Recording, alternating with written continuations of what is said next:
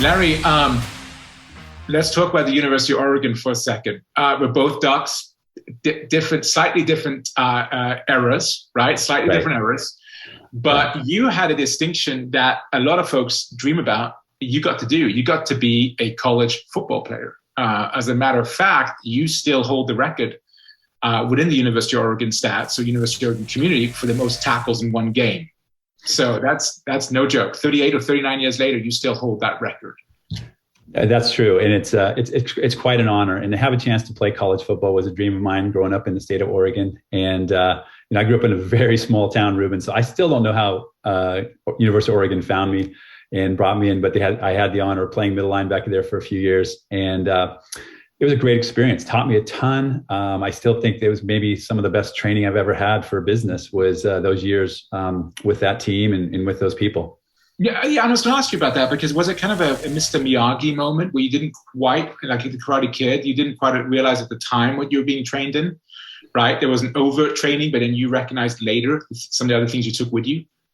That's absolutely the situation, right? I think when you're in the moment and you're going through and you're learning, you're so immersed in the situation, and then everyone's telling you, well, if you don't go on and play professional football, why are you still doing this? Because there's nothing else that you're going to get out of this, and it's just the opposite. And when you get into the business world and you start to understand, how things work and those dynamics of team and those dynamics of communication, those dynamics of relationships, of decision making, everything that goes into your preparations and the physical part of preparing for a season or preparing for a team, those just are so relatable to the rest of my life in the next 37, 38 years that I've had in my business career. Absolutely, because like football in some ways is like a chess game. A lot of sports are. A lot of team sports are like a chess game, right? And you have to study film and study drills and you need to be not reflective. You need to be able to pivot on a dime, right? The opponent changes strategy and you have to match it, or you have to disrupt them and their approach.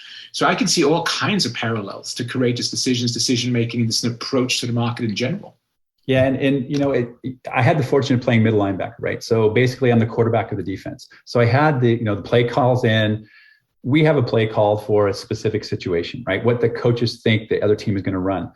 But depending on how the offense comes out of the huddle and how they line up, you're right. Then it becomes the chess match. Said, okay, well, the tight end's not where we thought they were going to be, or they have split backs instead of I backs, or maybe they have 3 wide receivers on one side. These are all things that we drill ourselves on all week long, right? This is the science of decision making, where you are preparing yourself and you're understanding what the opponent is going to do. And then you have to make the adjustments, right? You have to make the call so the line knows where to shift. You have to make the call so that the defense, the secondary, knows how they're going to play it and what linebackers are helping in coverage. All of these things are very intricate movements. They don't always work, by the way.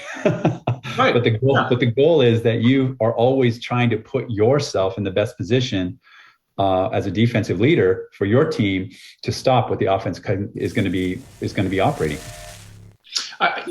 Have you seen a similar regime to what you underwent in Eugene, which has this type of training in corporate America? Does corporate America do a good job of this type of training, this type of practice, this type of thinking? I think So I think what happens is you can see it at executive levels, right? So the executive team, right? They do a great job. They know how to operate together. They spend time. They drill this.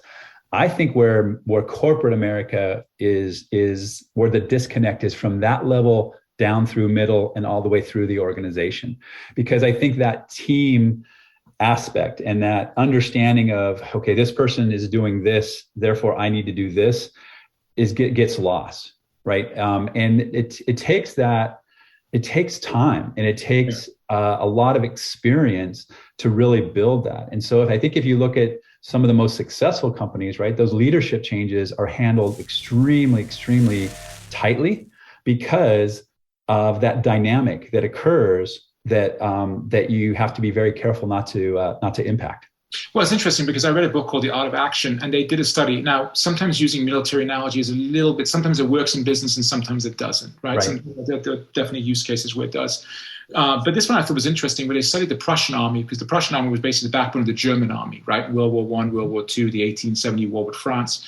And they were like, why was it that the Germans were so incredibly fast and effective? And one of the things they learned was that they taught every soldier on the battlefield, everybody, this is your first step, and this is where we're going to end up.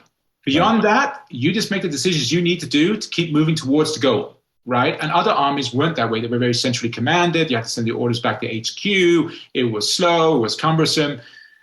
And consequently, it was an interesting study in model and empowerment. Am I touching on something that am I feeding into where you're going with this? No, I think you're absolutely correct, right? I mean, I think people ultimately, with the decision that anyone is going to make, right, they want to understand what the value is, what the goal is, what are they trying to achieve, right? And decisions without goals are very challenging, right? They get lost. So I think there's the two components of leadership and decision making at the top end are, what are we trying to get? What hill are you trying to take, right? To use the military expression as well. What hill are we trying to take? And then you have to tie that back to, then there's the internal side of a decision making. So what am I willing to do? And so I think mapping those things are the most important aspects, but giving me, the person, to understand that, you know what, I can take that hill. It may not be the way that you envision me taking that hill, but to your point, I can take that because I trust myself and I know where I can do, and I will get there. So I think that empowerment with decision making is absolutely key, right? And letting people explore and find new directions. And I think that's where innovation occurs, really, is identifying that there's new ways to get the same thing done that might be faster, more effective, and more lucrative. Within your own organization, right? There's so much untapped gold in most big companies from their own people having an opportunity to express themselves differently. So this is the science part of it. You've been drilled into a very methodical way of thinking about action and reaction and advancement and defensive positioning and so forth. You become an entrepreneur, right? So we're moving like science and art, right? Part science, part art, right? Now you become an entrepreneur. Landscape might be a little more, how can I put it, murky maybe, right? You're flying a little bit more blind. But you had an interesting experience as an entrepreneur, because you ran a company very successfully for over a decade, and then you decided that, you know what, it's time to move on voluntarily. So tell me a little bit about that and what courageous decisions went into that. Yeah, and just to reiterate what you just said, when you go into the art of decision making, now it's full of landmines. I mean, there is tons of landmines, right? And so, and I think that, I learned that the hard way. But I did. We started a firm called Wilson McHenry Company in 1990 and built it in Silicon Valley. And we were very successful, but I mean, I learned a ton. And ironically, as we talk about this here, Ruben, it's actually 20 years. In March, it will be 20 years since Wilson McHenry since we shut it down. Wow. And so it's a good chance to be reflective and think about all the great people that I was able to work with. But, I think the biggest learning is that it was a services firm, right? So it's about people. And it's about learning and understanding people and how to motivate people, right? And again, the difference is when you're on a football team and you got 10 guys and you're getting them lined up in the right place to go do things, that's very simple compared to getting, 70 or 80 people on board with what are we trying to achieve? What are our brand values? What makes us unique? Why will people want to work with us? All of those types of things. And I think that the key in that situation is the key when you get to the art is really understanding what your priorities are and really understanding what decisions are, the outcome of decisions is going to be driven by, right? So we had some amazing clients, some of the greatest clients in the early tech years of the 1990s. You can name a lot of them. We had one that was a very large piece, almost 30 to 40% of our business. And they, like every company and every client, they went through and made some changes, and those changes were very difficult on our team. And we started to see a tremendous amount of impact on, people leaving, people asking to be off that account, people wanting to do things. And, we just made the decision that, our people are our assets and our people are our most valuable. And so very difficult decision to actually walk away from that account, focus on rebuilding with other accounts and going into new business mode. But it was the right decision. I mean, it was a decision that was needed to maintain our reputation as a great place for great people to come and work and to work with great clients. Were they shocked when you told them, hey, really appreciate the relationship, but we're going to exit stage left here? So I think the executives that we had built the relationships with were shocked. I think they obviously they didn't know everything that was going on, but I think they were shocked that we would do that. And but at the same time, I think, respectful. Yeah. No, I think people respect courage. So you're going through that. You've had many courageous decisions. Starting a company is a courageous decision. Expanding the team is a courageous decision. Taking on more challenging projects is a courageous decision. And then you decided, you know what, it's time for something else. And so, building a company is one thing. That's the fun part, right? That's when the exciting and fun. Obviously, stressful and a whole bunch of other things as well. But unwinding it ain't too much glory in unwinding a company. Right. No. So how do you do that well? And what were some twists and turns in that part of the journey? Well, I don't know if you do it well, but you try to do it, the right, again, following your priorities and making decisions based on that. Right. And so it would be nice. I don't want to embellish it and say that I just walked away. I mean, the reality is right after Y2K, you had 9/11. And in 9/11, 2001, that was a tremendous impact on the markets, on people, et cetera. So from that time, for the next 4 to 5 months, we saw clients really kind of pulling in their budgets, pulling in all of their efforts, because there was so much effort. There's so much time of uncertainty, and they didn't know, who was going to keep buying. All the money seemed to be going towards security. All of these things were just happening, and so we started to see a dwindling of our revenues, and recognize that we're going to be in a difficult situation here. So we started the process, and originally started with some reductions in force, and we got down to a core group of about 20, 25 people just before before we actually shut it down.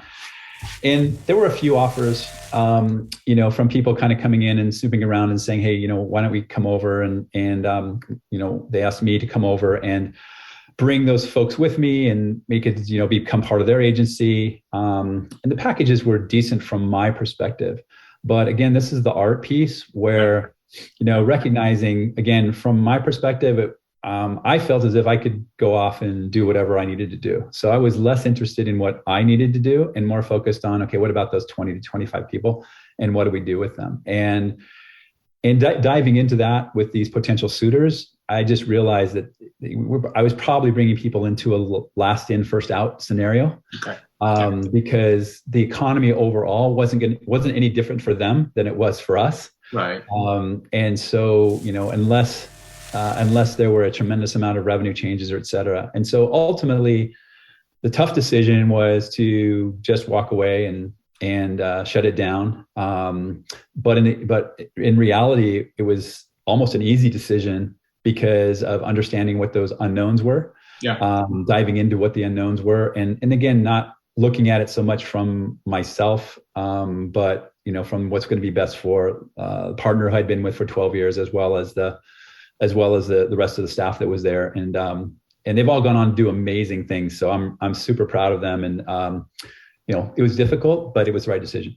It's always a fun testimony too. It's always fun to see legacy, right? You see people like you spend some time with and go on to do really, really well and succeed elsewhere. And it's fun to see your fingerprints on their lives and their fingerprints on your life, right? It was a story that ended well for a lot of people, which I think is really important, important. I commend you too, because that is a courageous decision, because you faced reality head on, right? I mean, you faced it and said, okay, it's time to make some tough decisions or courageous decisions, and then reshuffle the deck. So you're coming out of that, you end up back in corporate. You end up in corporate America. Is that correct? And I know you've had a lot of success on the growth side for several large organizations, and continue to develop your skill set. So let's just touch on that for a second. Art and science. How was the transition back into corporate after being your own boss and being an entrepreneur for well over a decade?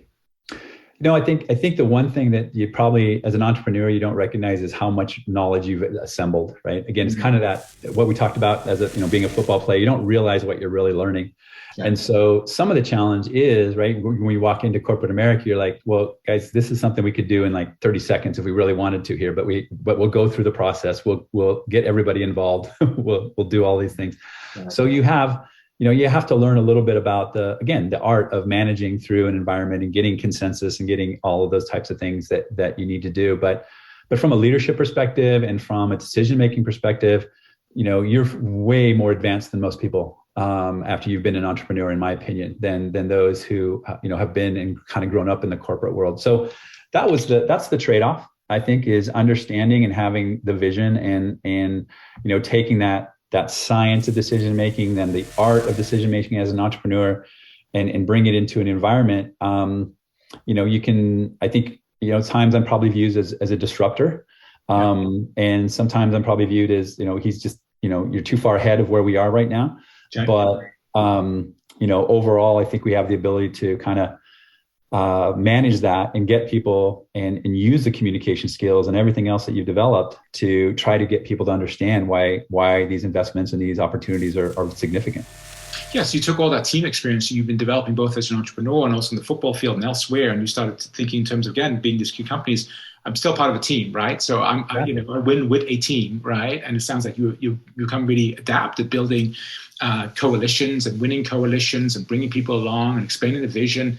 Boy, I mean, lots of great stuff there, right? Lots of great skill sets. And this is the greatest part about my experience, right? And I'd be wrong not to say this, but in a role that I had from an agency perspective, right? You are sitting next to unbelievable people. I mean, you're sitting in these meetings with, Jerry Sanders at AMD, or Scott Cook at Intuit, or Gordon Eubanks at Symantec, or there's just all the names, the folks, and in all the industries, right? We saw, in the late 90s, right? We saw these companies, we had companies come to us and the next day they were public because they were internet based, right? And so it just was an unbelievable time of learning.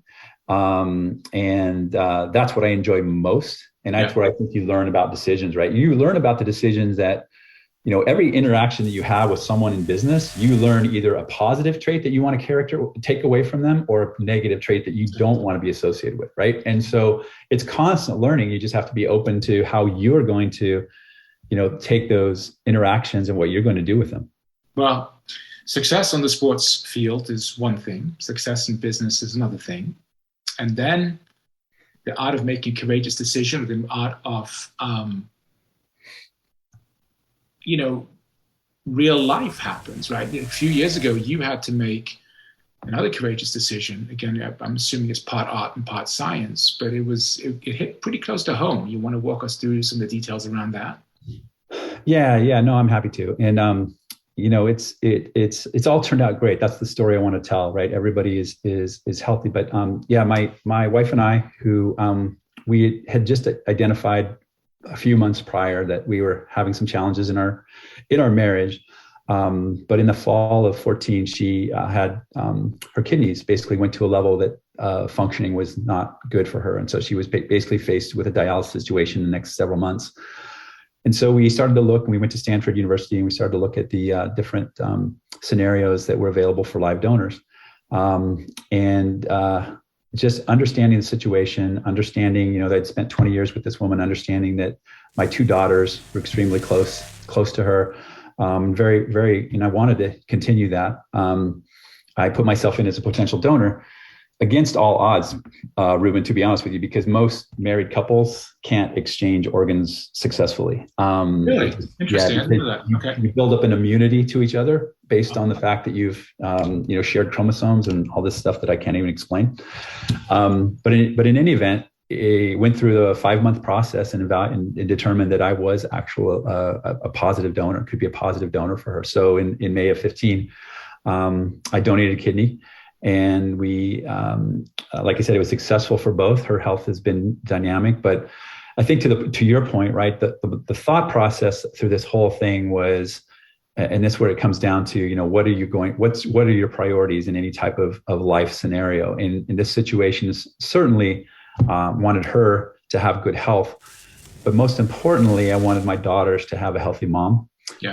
to not be in a situation where they were being having to care for her, where they might change the trajectory of their lives based on that, but they could have that not be any type of consideration that they would have to make in terms of what they wanted to do with the rest of their lives and what they wanted to pursue.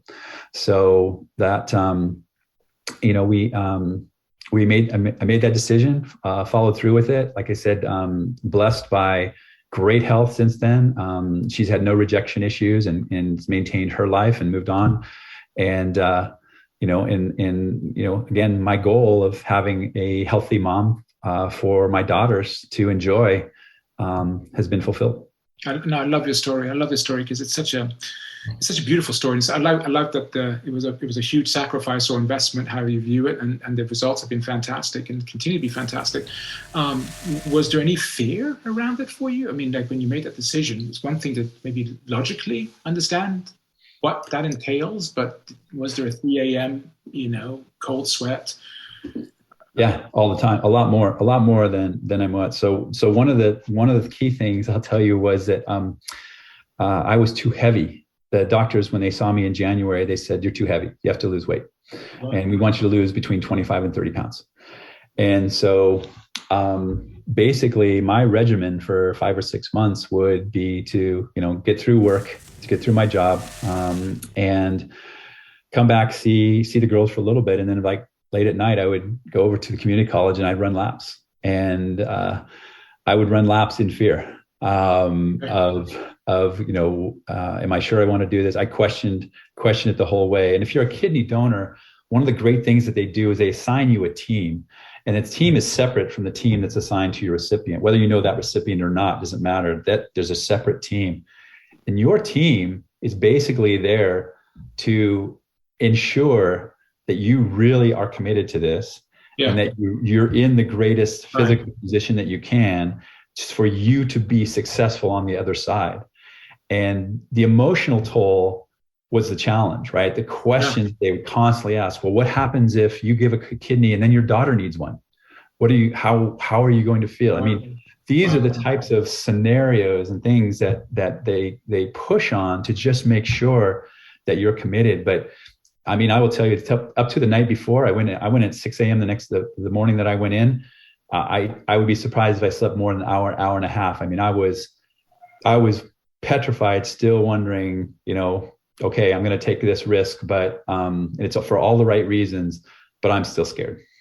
Yeah, no, I get that. I mean, that is such I love your vulnerability and honesty there, because I think that's real. These are big decisions. It's so easy to go with the Instagram lifestyle. Everybody posts date night, not fight night, right? And so and this is a really tough decision, lots of moving pieces. I think it's so interesting. I put a team around you as well to kind of probe and push and really make sure that there were maybe as little or few regrets. When you woke up, it was done. So was there a weight off your shoulders in the sense that, well, it's done? I mean, it's there's no going back, right? I mean, it's finished. Yeah.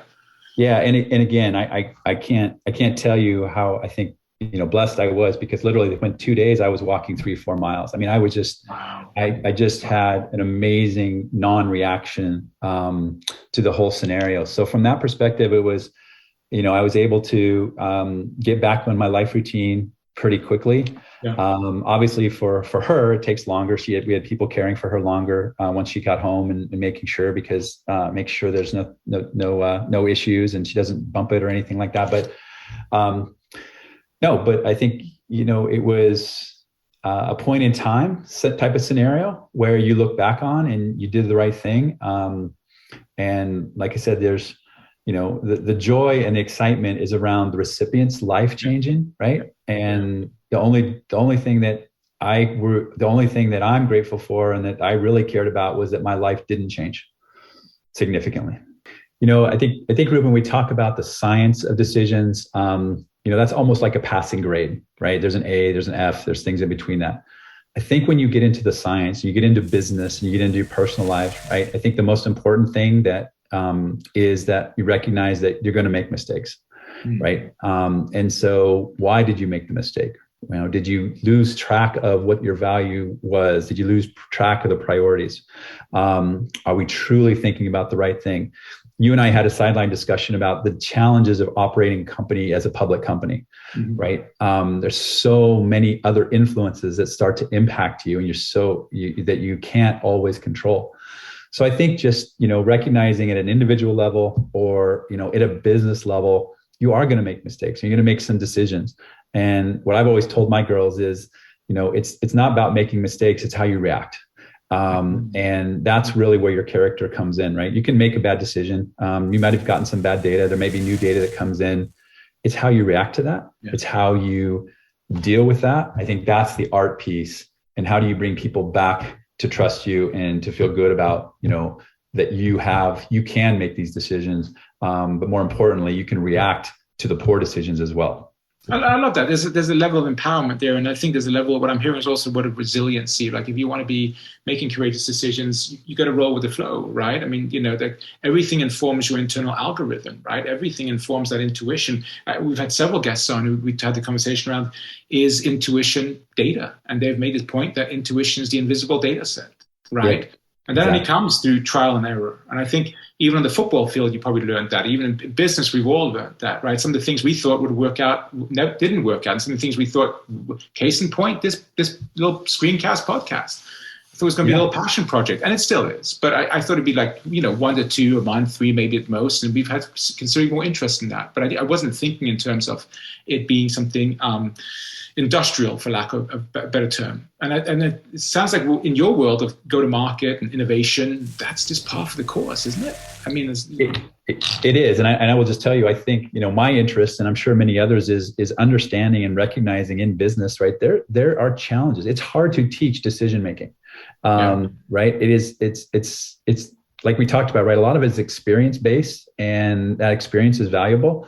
But, by you guys, and you personally accumulating this data set of other people's, and hopefully some of the things that I've talked about and some of the things that your other guests talk about, there is a way for people to at least understand both the science, the art of it, maybe before they get started. And even that in itself, recognizing what is data-driven science versus what is human-driven, which is the art, that sometimes that's just the eye-opening that can really help people on their way.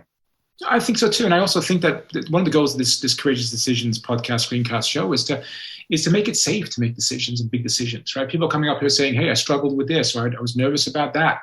Great. I'm not the only one, right? I'm not the only one. And that gives me courage to keep leaning in and keep pushing in to becoming great at making solid decisions, right? Would you say, final question for you, how much of decision making is pattern recognition?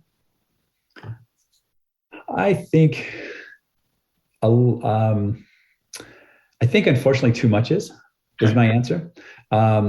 We actually spent a lot of time talking about biases and those areas, right? So I think, you've been in business 35 years. It's you have to recognize that business has changed significantly, right? So some of the pattern recognition that may have been valuable for your first decade, or maybe even into your second decade, you got to rewrite those algorithms. You've got to, those neural networks have to be reassessed, because it's just a different business environment, and it's not bad. It's just, I think, understanding that you need to refresh your biases and you need to refresh your neural nets on occasion, recognizing that that's a good thing, right? You want to be. You don't want to be, you're not trying to be hip or cool or anything, but you want to be, have the ability to still lead people in a way that is, kind of more in line with how, decisions and people want to be managed today. That's why I think reading is so important. The Marine Corps, they talk about the 2,000-year-old mind, right? Most battles have already been fought. If you can recognize some trends, you can adapt to them and move with them. And I think that's important. And I think people, they're expecting that now from leaders. I think they're expecting a higher degree of involvement from their leaders. I think we're seeing that too across the board. Yeah. I think it's an exciting time for decisions and leadership. I think it's an exciting time to see what kind of future leaders come up and how decisions are made. Are they more collaborative? Are some organizations pulling back? We're seeing that with some countries, right? Some countries are becoming a lot more authoritarian, right? There's some short-term benefit that. Wonder about the long term. But I'll leave it at that. Any final thoughts, Larry, that you want to leave? No, I think the main thing, right, is to recognize that, I think it would be remiss, again, from a timing perspective. I think coming out of COVID right now is an amazing time to be a leader. I think the leaders of most businesses over the last 2 years have probably aged 10 years in terms of just all of the different inputs and things. And I was involved in some of our COVID response to our customers, and a lot of it actually. And talking to those leaders, I mean, you just have to have amazing empathy and amazing respect for everyone trying to do the best thing that they could in most cases. There's certainly exceptions, but I would say across the board, in most cases, people were considerate about them. They were most considerate about employees. They were mostly considerate about friends and families, and taking care of the mental health of those people who are all of a sudden working nonstop every day on, sitting in front of Zoom calls. So I think, industry by industry was probably a little bit different, but, there were a lot of very courageous, hard decisions made by leaders during COVID that we may never, ever hear about, that were, I'm sure, very, very beneficial and valuable to the people who work there at those companies.